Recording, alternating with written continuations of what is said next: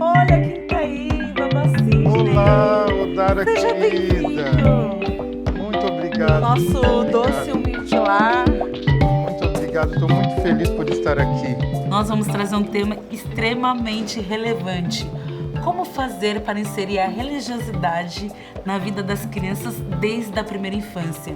Meu nome é Odara Delê, sou professora, arte educadora e CEO da empresa Alfabanto.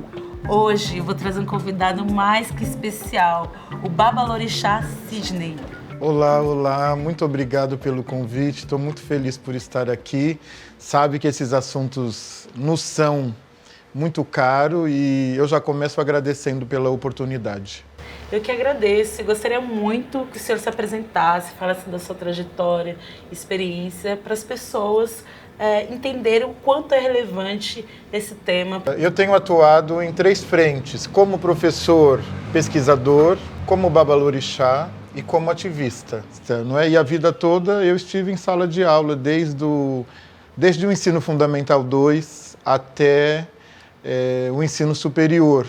Quando da promulgação da Lei 10.639/03, eu estava em sala de aula. Eu sempre estive em sala de aula. Eu pude acompanhar de perto, não é, tanto os avanços a partir da lei, quanto os movimentos de resistência, não é, para a efetiva implementação da lei. Nós sabemos que tem uma lei que rege a educação, que é a LDB, Lei de Diretrizes e Bases, e o que mostra que o ensino religioso é facultativo, ele não é obrigatório. Mas partindo dessa ideia, qual que é a importância de ter um ensino religioso nas escolas? Nós temos, não é, uma escola que efetivamente deve seguir a Constituição. A Constituição, ela diz que todos são iguais perante a lei, não é que, enfim, que os espaços públicos não devem assumir uma religiosidade. Mas, recentemente, o Supremo votou pelo ensino religioso. Não é? O Supremo Tribunal, ele votou pelo ensino religioso nas escolas. E aí nós temos um problema. Por quê? Que religião que vai se ensinar? Como é que isso vai se dar na escola pública? Como é que esse ensino religioso vai se dar? E aí essa nossa conversa, não é? O como fazer é tão importante, porque essa é a questão. Quer dizer, como fazer para ter um ensino religioso não hegemônico, porque nós sabemos que a religião hegemônica no Brasil é a cristã, né? Nós sabemos, no Brasil todo mundo nasce branco, heteronormativo e cristão. Como é que a gente vai conseguir dar conta de um ensino que valorize mais a história das religiões, a filosofia das religiões, a epistemologia das religiões e não a própria religião como conversão, quer dizer, no papel de converter? O senhor fala muito sobre a questão da hegemonia das religiões cristãs. E eu fico pensando em que momento que as religiões de matriz africanas elas conseguem ser implementadas, inseridas dentro das salas de aula, partindo dessa ideia que você tem uma religião, né, que é fundante na nossa sociedade e que nós temos alguns casos também de intolerância religiosa partindo das matrizes africanas. Como fazer? A gente não pode perder de vista 350 anos de silenciamento, apagamento. Isso é muito recente, né, que nós começamos a ser vistos, lembrados e ouvidos, não é, como religião, não é?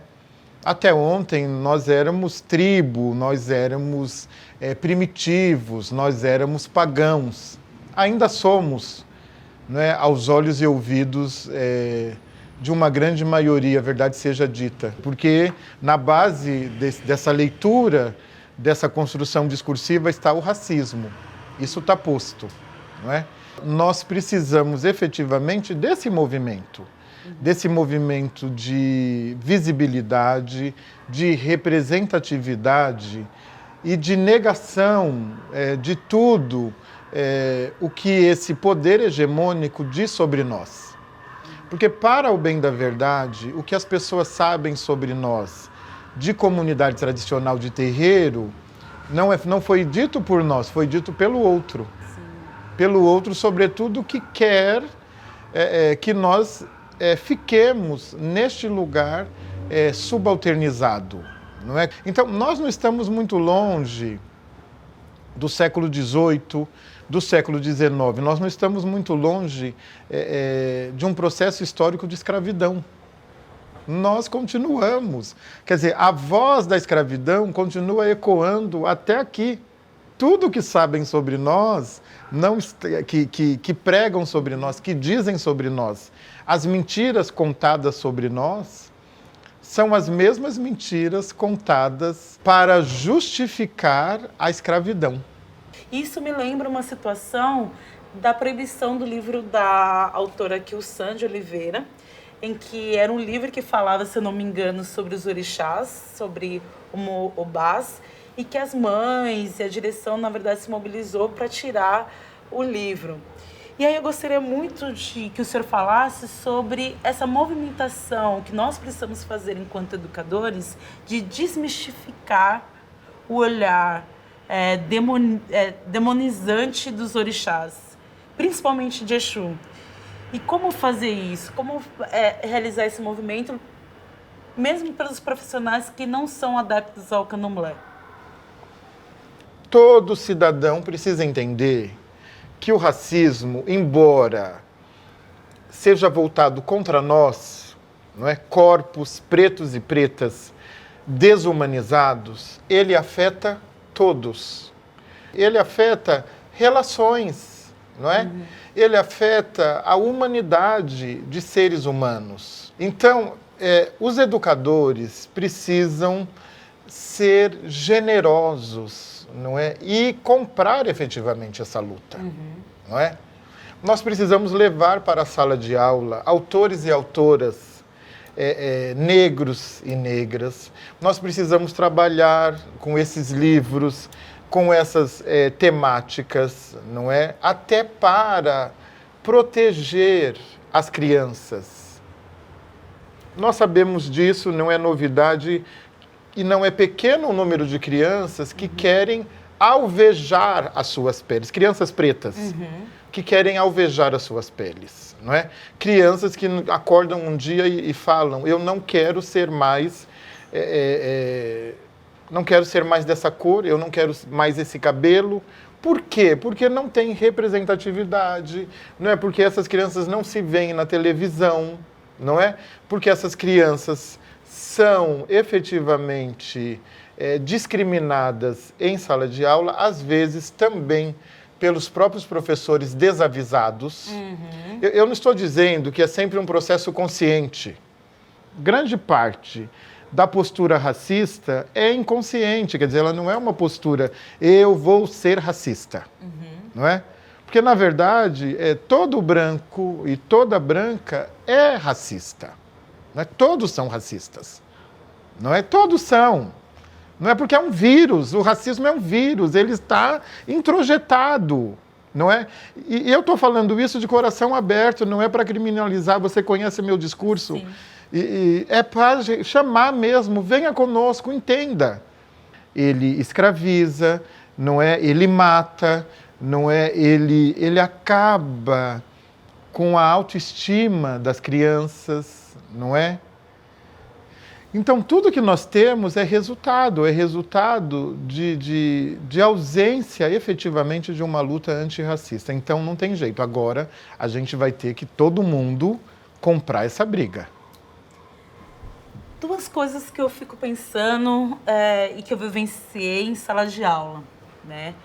Uma eram crianças que eram adeptas ao candomblé e elas se posicionavam, na verdade, tinha uma autoestima bem elevada. Então, eu lembro que teve um aluno que falou, eu sou de Xangô, eu sou um rei, e ele se portava como um rei verdadeiramente. Em contrapartida, tinha outros alunos que eles escondiam a religião, eles não falavam para ninguém. Com medo de sofrer alguns ataques, né, de intolerância religiosa, ataques racistas, enfim. E aí eu fico pensando, qual que é o posicionamento que os pais e mães ou responsáveis por essas crianças devem ter quando elas sofrerem algum tipo de intolerância religiosa? Lutar. Não tem, o único verbo é lutar, não tem jeito. Eu gostei muito do que você trouxe, Odara, porque essa postura da criança é resultado certamente de uma postura que está acontecendo em casa e no terreiro. Então, se em casa e no terreiro, essas lideranças, esses pais e mães assumem uma postura de orgulho em relação à sua religiosidade, a criança vai reproduzir uma postura orgulhosa. Se essas lideranças, essas famílias, assumem uma postura temerosa, tímida... De ocultar, né? Isso, de ocultar, que eu entendo, porque quer proteger, mas automaticamente essa criança vai assumir essa postura. Então, eu acredito que nós não devemos assumir essa postura. Até porque nós temos leis que nos garantem. Não é que nós sejamos efetivamente desta ou daquela religião. Não é, quer dizer, eles podem ter a religião deles e nós podemos ter as nossas. E quando você traz esse exemplo, né, quer dizer, da criança de Xangô, não é? E ela se sentia efetivamente empoderada, entre aspas, forte, não é? Com autoestima reforçada. Ora, esse é um dos papéis do candomblé. Um dos papéis do candomblé é transferir um poder mítico para a identidade da criança, não é? Então, a gente não pode negar, quer dizer, um fazer religioso, um fazer que está na base das comunidades tradicionais de terreiro. A própria comunidade do candomblé, eles ficam um pouco receosos de inserir as crianças desde pequena no candomblé. E quando eu falo inserir, é de iniciar mesmo. E aí eu gostaria que o senhor trouxesse a perspectiva do senhor em relação a isso. Quais são os benefícios, ou quais são as preocupações, os desafios de inserir a criança, de iniciar a criança desde a primeira infância no candomblé? De verdade, o candomblé nunca iniciou criança, muita criança, ele nunca foi a favor. Mesmo no século XVIII, XIX, ele nunca foi a favor da iniciação de crianças. Bom, o candomblé era familiar, não é? Quer dizer, então, ele só iniciava as crianças que estavam ali no seio da família, as crianças protegidas. Mas por quê? Vamos entender o contexto histórico. Era perigoso iniciar uma criança lá, não é? Era perigoso mesmo, não é? Socialmente perigoso, historicamente perigoso. Agora, aqui no século XXI, nós não precisamos mais ter essa preocupação. Ora, quais os benefícios para uma... Eu vou falar de uma criança preta, que é a que mais me interessa que retorne ao candomblé. Ela vai enegrecer no candomblé. Ela vai conviver com pretos e pretas. Ela vai ter divindades pretas para adorar. Ela ficará livre da culpa cristã, do pecado cristão, do medo cristão. Ela vai cultuar Ori, a cabeça. Ela vai ter a sua família dentro do candomblé. Ela, desde criança, é tratada com respeito.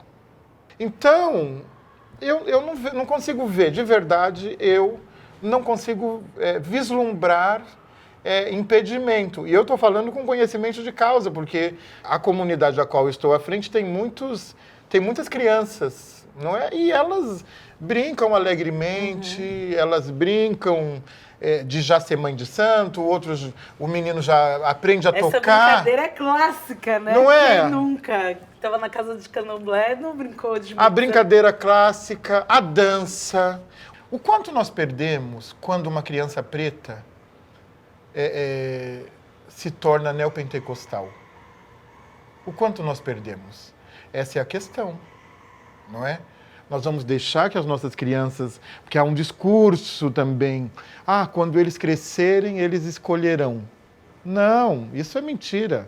Não tem liberdade de escolha no mundo, não existe. Ele vai escolher a religião cristã, que é a hegemônica.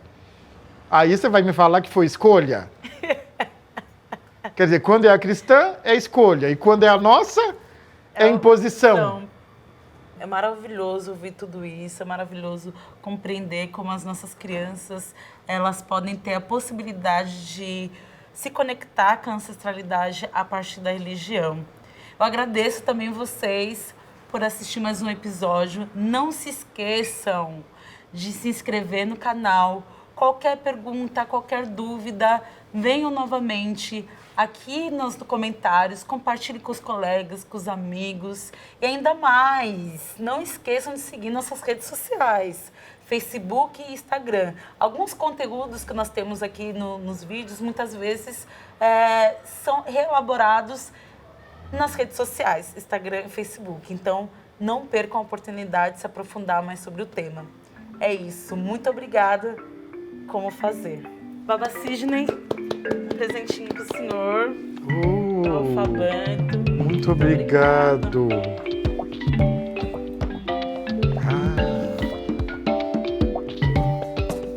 Uma camiseta bilíngue, já que nós estamos falando de língua africana. Sim. O professor também é professor de Sim. línguas africanas, Urubá, não é isso?